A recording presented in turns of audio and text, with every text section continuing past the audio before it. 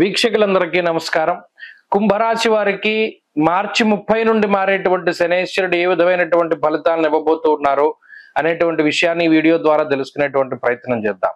ముఖ్యంగా మార్చి 30న మారేటువంటి శనేశ్వరుడు కుంభరాశి వారికి 2వ స్థానమందు రజతమూర్తిగా తన మిగతా సంచారాన్ని అంటే చివరి 2.5 సంవత్సరాల సంచారాన్ని కూడా ఆయన చేయబోతూ ఉన్నారు.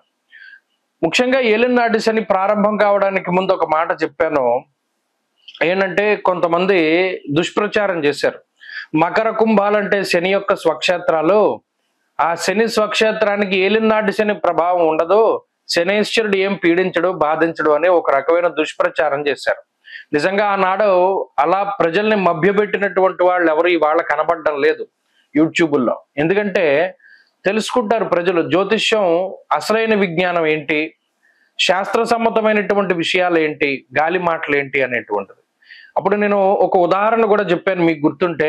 ఒక ప్రిన్సిపల్ ఒక స్కూల్ని క్రమశిక్షణగా పెట్టుకుంటాడు, అలాంటి వ్యక్తి తన ఇంటిని ఇంకెంత క్రమశిక్షణగా ఉంచుకుంటాడు. ఇప్పుడు శనేశ్వరుడు ఆయన కర్మానుగత అయినటువంటి ఫలితాలను ఇచ్చేటువంటి గ్రహం. అటువంటి గ్రహం తన సొంత రాశులకి ఏం ఎక్సెప్షన్ ఇవ్వరు. ఆ కర్మ ఎటువంటిదైనా ఎవరికైనా ఒకే రకమైనటువంటి ఫలితాలను ఆయన ఇస్తూ ఉంటారు. మరి అటువంటి తరుణంలో కుంభరాశి వారి మీద ఆయనకి ఏం ప్రత్యేకమైన ప్రేమ ఉండదు. మీరు అడగండి, కుంభరాశి వారికి ఏలినాటి శని వచ్చి వాళ్ళకి 5 ఏళ్ళు అయింది, గత 5 ఏళ్లుగా వాళ్ళ పరిస్థితి ఏంటి అన్నది మీరు అడగండి, తెలుస్తుంది. అందుకనే ఫస్ట్ నుండి యథాతథంగా జ్యోతిష్ శాస్త్రాన్ని సప్రమాణంగా అందిస్తూ వస్తూ ఉన్నాం. ఆ ఋషుల అనుగ్రహం ఉన్నంతకాలం చక్కగా మనం చెప్పుకుంటూ వెళ్ళొచ్చు. ఇప్పుడు గత 5 ఏళ్లుగా ఏలినాటి శని ఇంపాక్ట్ వేరు, ఇప్పుడు రాబోయేటువంటి కాలంలో ఇంపాక్ట్ వేరు. ప్రత్యేకించి కుంభరాశి వారికి రజతమూర్తిగా సంచారం ఇస్తున్నారు మూర్తిత్వంలో. ఇది ఒక మంచి విషయం. ఏంటంటే ఒక 50% మాత్రమే ఫలితం వస్తుంది, మంచైనా చెడైనా. చెడే కాబట్టి చెడు ఫలితం ఒక 50 తగ్గిపోతుంది, 50 మాత్రమే వస్తుంది. కాబట్టి ఈ విషయాన్ని దృష్టిలో పెట్టుకున్నప్పుడు 2వ స్థానం అనేటువంటిది వాక్ స్థానం, ముఖ స్థానం, నేత్ర స్థానం, కుటుంబ స్థానం అంటారు. మణిర్ముక్త ఫలం స్వర్ణం రత్న ధాతు కదంబకం అన్నారు. మరి ఈ స్థానమందు శనేశ్వరుడు ఉండడం వల్ల సదాక్లేశం వృధావైరం సతతం కార్యనాశనం. ఈ 2.5 ఏళ్ళు కూడా ఎలా ఉంటుంది అంటే అనవసరమైన తగువులు ఎక్కువగా ఉండడం, అనవసరమైనటువంటి వైరాలు, అంటే అసలు మనకి సంబంధం లేదు ఆ వ్యక్తులతోటి వైరం వస్తూ ఉంటుంది, గొడవలు వస్తూ ఉంటాయి, తగువులు వస్తూ ఉంటాయి.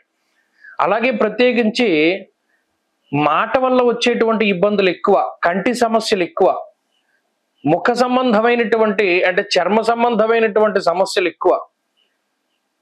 ఏ విషయమైనా సరే అనవసరంగా మీరు ఇన్వాల్వ్ చేయడం, దానిలో మిమ్మల్ని తగువులు పెట్టుకుంటూ ఉండడం, మీ సమయం వృధాగా పోతూ ఉండడం. అలాగే ఏదైనా ఒక పని మీద ముందుకు వెళుతూ ఉంటే దానిలో శత్రువులు పెరిగిపోతూ ఉండడం. నిజానికి మీరు చాలా కష్టపడి సంపాదించుకుంటూ ఉంటారు, ఇతరుల దయమేదేమీ మీరు ఆధారపడలేరు. అయినప్పటికీ కూడా మిగతా వాళ్ళు మిమ్మల్ని చూసి ఓర్వలేనటువంటి స్థితి ఉంటుంది. వీడేంటి లేదా ఈమెంటి ఇంత సంపాదించుకుంటున్నారు, ఇలా సంపాదించేసుకుంటున్నారు ఏంటి అనేటువంటి ఒక ఏడుపు గోల అనేటువంటిది ఎక్కువగా ఉంటుంది. అది కొంత బాధిస్తూ ఉంటుంది. అలాగే ఇందాక చెప్పుకున్నట్టు అనవసరమైన తగువులు ఎక్కువగా వస్తూ ఉంటాయి. మీరు నిజానికి ఎవరికైనా మంచి చేయడానికి వెళ్ళినా వాళ్ళు మీకే వ్యతిరేకంగా మాట్లాడుతూ ఉంటారు. కుటుంబ సభ్యుల దగ్గర నుండి, బంధువుల దగ్గర నుండి, మిత్రుల దగ్గర నుండి ప్రతి ఒక్కరూ మీ మీద ద్వేషపూరితమైనటువంటి భావాన్ని కలిగి ఉండడం, చెయ్యని తప్పుగైనప్పటికీ శిక్షను అనుభవిస్తూ ఉండడం, ఇలా అనేక రకాలుగా ఈ గ్రహస్థితి ఇబ్బంది పెడుతూ ఉంటుంది. ఇందాక చెప్పుకున్నట్టు ఒక 50% మాత్రమే ఫలితం కాబట్టి కొంతలో కొంత ఈ సంవత్సరంలో ఇంకొక గొప్ప విషయం ఏంటి అంటే కుంభరాశి వారికి గురుబలం పెరగడం. దాదాపుగా 3 సంవత్సరాలుగా గురుబలం లేదు. 3 ఏంటి ఇంకా ఎక్కువ సంవత్సరాలు అయింది గురుబలం వచ్చి. అర్ధాష్టమ గురుడి తాలూకు ఫలితం చూశారు, ఏలినాటి శని ఫలితాలను చూశారు, అన్ని ఇబ్బందులు చూశారు. ఇప్పుడు గురుడి యొక్క మార్పు వల్ల కొంత ఈ శనిచ్చేటువంటి దోషం పోతుంది 1 సంవత్సర కాలం పాటు. కాబట్టి ఇది ఈ సంవత్సరం గత సంవత్సరాలతో పోల్చుకుంటే ఏలినాటి శనిలో ఉన్నప్పటికీ కూడా ఈ సంవత్సరం అంత వ్యతిరేకత ఉండదు. అనారోగ్య సమస్యలు, ఆర్థిక ఇబ్బందులు ఉండవు. కొంతలో కొంత ఆర్థిక సంబంధమైనటువంటి ఎదుగుదల ఉంటుంది, ఉద్యోగ వ్యాపారాల అభివృద్ధి ఉంటుంది, కుటుంబాభివృద్ధి, సంతానాభివృద్ధి ఉంటుంది. ఏదైనా ఉంటే తగువులు, గొడవలు, చికాకులు, మనస్పర్ధలు తప్పితే మరి ఏ ఇతరత్ర సమస్య కూడా ఈ శనేశ్వరుడు వల్ల ఉండదు. ఈ విషయాన్ని ప్రధానంగా గుర్తుపెట్టుకోవాలి. అయితే మరి ఈ సంవత్సరం కూడా శని త్రయోదశులు, కాలభైరవాష్టములు ఇవి కూడా ఎక్కువగా ఆచరిస్తూనే ఉండాలి. నెలలో మొదటి శనివారం నాడు అష్టద్రవ్యాల్ని దానం ఇమ్మన్నాడు. అంటే ఏంటి?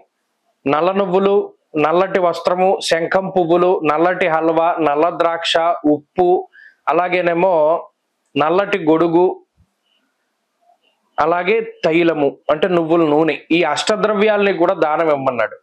ఇమ్మంటే అప్పుడు ఈ శనేశ్వరుడి యొక్క పీడ తగ్గిపోతుంది. శనివారం నాడు చెప్పులు లేకుండా నడవమన్నాడు. అలాగే ఒక గుప్పెడితో పంచదార తీసుకుని రావి చెట్టు చుట్టూ జమ్మమన్నాడు. నల్లటి కండ చీమలు తింటే దానికి శని దోషం పోతుందన్నారు. ఇటువంటి సూత్రాలని చిన్న చిన్న వాటిని ఆచరిస్తూ ముందుకు వెళ్ళండి. శనివారం ఎక్కడా బయట నూనె పదార్థాలు తినకండి. తత్ఫలితంగా మంచి ఫలితాలను మనం ఆశించవచ్చు. స్వస్తి.